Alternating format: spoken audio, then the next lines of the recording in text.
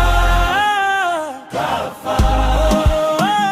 Leo nangaza juu kuliko nyota za usiku. Asiyefaa kafaa. Waliosema sifai leo wanasema ni wetu. Karibu.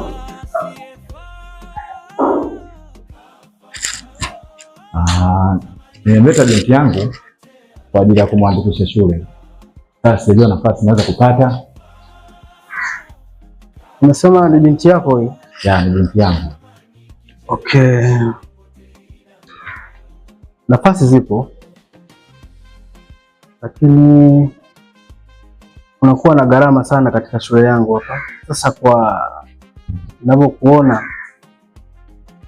sijui unaweza ukahimili hizo gharama?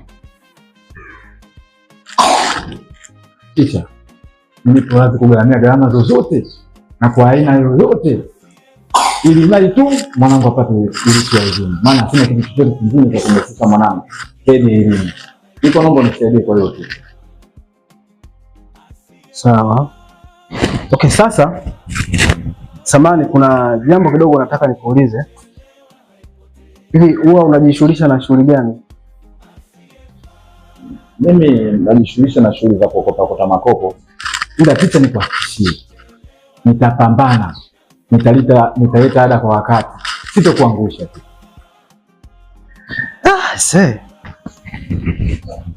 Kwa kazi yako ambayo unaifanya na kwa gharama za hapa shuleni, sidhani kama unaweza ukamudu. Ila kuna jambo nataka nikuelekeze ili unisaidie na mimi nikusaidie. Jambo gani hilo ticha?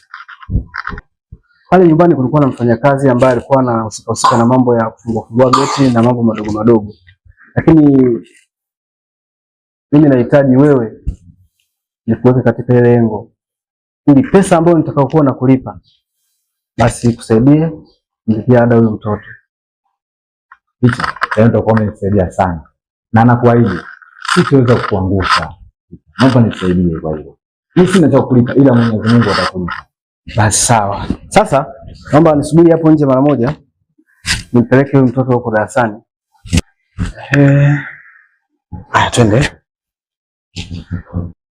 Asiyefaa kafaa. Voices ikigo